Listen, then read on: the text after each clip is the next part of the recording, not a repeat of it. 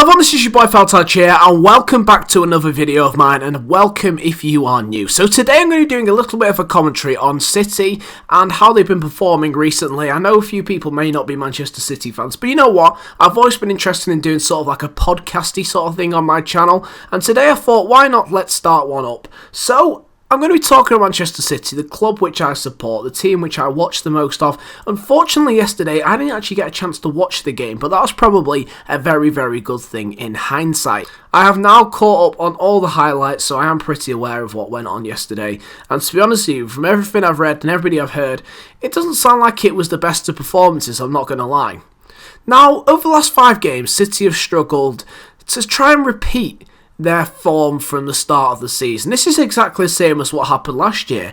In fact, I think we actually capitulated a little bit earlier last year, but we won the first 5 games last season, and after that, it just sort of went downhill from there. And again, it seems to have that similar feel as last season if you're a Manchester City fan. And it all started with that 3-3 draw against Celtic away from home. And I think this is the reason why City haven't been doing it as well recently. One part is the fact that Pep Guardiola is trying to reinvent the wheel. I think sometimes he likes to be known as an innovator. He likes to be pioneering in some of the tactics he tries to perform. I completely understand the whole premise of it. I understand the philosophy behind it. But in practice, football and philosophy don't always go hand in hand. Now, one thing I definitely would say has been a marked improvement on City this season. Apart from a number of the players who certainly improved, I have to say, one factor which is certainly really quality is the high pressing football that City are playing. We've certainly had a lot more possession than we did last season. In fact, a lot of the time last year, City, although sometimes we had the ball for a number of fixtures, we didn't really seem to do much with it, I'm not going to lie. And I was pretty happy with how well City are playing in terms of the pressing play. It's pretty difficult to play against City for the most part, certainly when teams come and play at the Etihad Stadium. But more recently, City have been failing a little bit, and that in part is due to defensive errors. So it started with that Celtic game a few weeks ago in the Champions League, the 3-3 draw, and a number of defensive errors throughout that game blighted City. The first goal was technically offside, perhaps, but that is certainly another factor. Luck is a massive part in football at the moment. Not everything is particularly going City's way at the moment. On top of that, in that Celtic game, we conceded some very poor goals, very poor defensively, and I think we certainly don't help ourselves at times. Defensively, across the back 4 or the back 3, certainly. Due to the high pressing football, it means that all the players are pushing relatively high up the pitch apart from the defenders, and at times they're being a little bit left exposed at times, and also there is some certain incompetence across the back 4, especially Alexander Kolarov. I mean, the first couple of games he really did pretty well. He's certainly improved, and then since then he sort of dipped a little bit. I think that own goal at Tottenham a few weeks ago, City's 2-0 loss there, should have certainly been 3 or 4. We absolutely got battered in that fixture. It really does seem to be a massive part of City's game at the moment, these individual errors which really do need to be ironed out.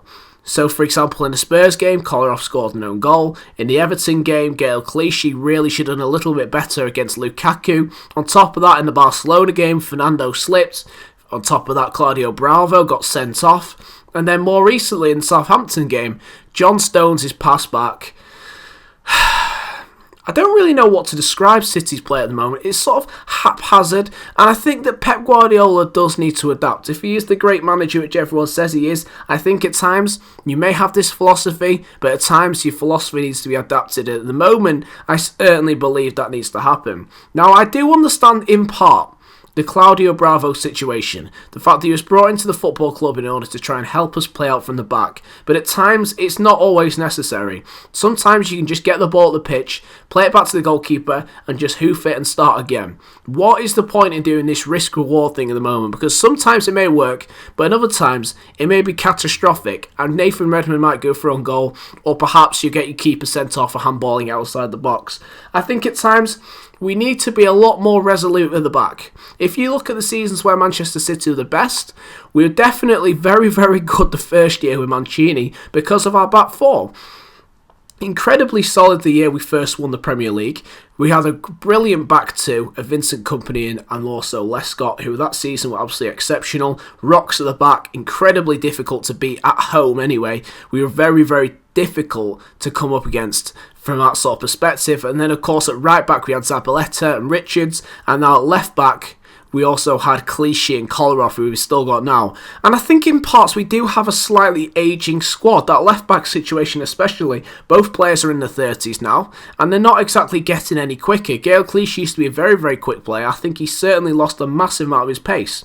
And also, because of the new system, the way City are playing, it doesn't allow the fullbacks to push up high as the pitch as they perhaps would used to do. Perhaps under Mancini, where you used to typically see these fullbacks bombing on, going past the wingers, where we didn't really have any wingers at the time. And now we've got more conventional wingers, and the fullbacks don't really seem to get as far up the pitch as they could do. I think at the moment it's trying to strike that balance between good defensive play, where you're incredibly difficult to break down, solid at the back, and I think at the moment that is the area where we certainly need to improve the most. We've made massive investments in bringing in John Stones. I think Otamendi is a very decent player on his day. He just has some massive faults in his game, especially the fact that he likes to dive in far too much.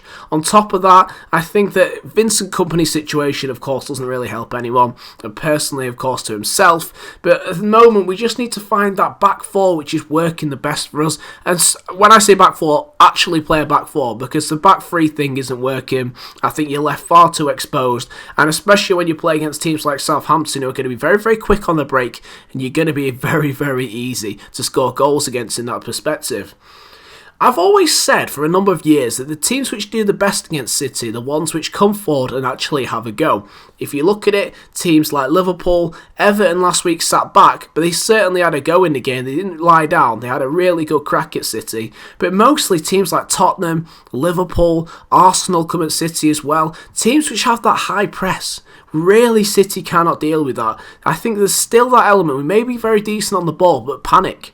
Panic is a big part of it, and these individual errors are caused by this high press. Sometimes it might work in City's favour, but other times, high press actually having a go. Liverpool seem to do it every single season at the Etihad Stadium, and for the most part seem to actually batter us. And I think that is a massive fault in our game at times, and at the moment, we really do need to see a few more distinct improvements. I think going forward, I think he's looking okay.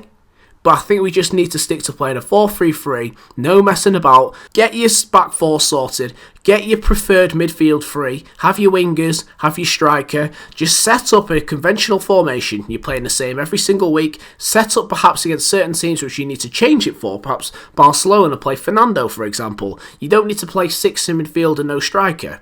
I think that is at the moment where we are.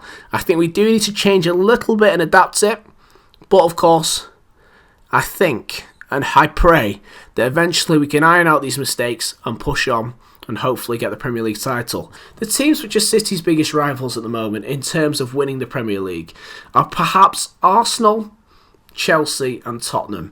I think Liverpool are a very, very decent team, but there's still that other element. I think they still need a striker, and also they've got a couple of mistakes. I think they're doing well at the moment, but they will always sort of just falter off at certain stages of the season. But under Klopp, it could be a completely new revolution. On top of that, Arsenal, February, that's all I need to say. It's not going to happen after that. But Spurs, you can always say, typical Spurs. But you know what? I think they've perhaps got the best squad in the Premier League at the moment. They've got some unbelievable players. In that midfield is just exceptional. They're very, very difficult to break down. If they had another striker apart from Harry Kane, at the moment, Heung-min Son's been doing the job, but he didn't score at a weekend against Bournemouth. And on top of that, they've also got Vincent Janssen, and he's only scored one goal so far this season in a League Cup fixture.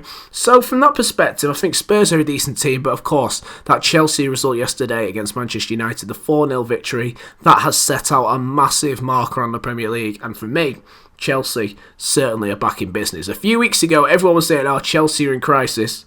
They're only 1 point behind City.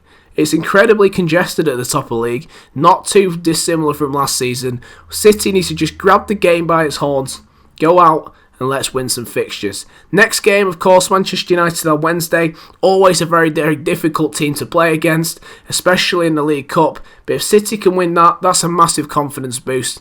Go into the next game next weekend and hopefully push on from there in the fixture against West Bromwich Albion away from home. So there you go. If you guys want to see some more commentary videos like this, please leave a comment down below saying, yeah, I'm interested in this sort of thing. If not, fair play, I won't do them again. So there you go. Thank you very much for watching. I'll read it, Virtue.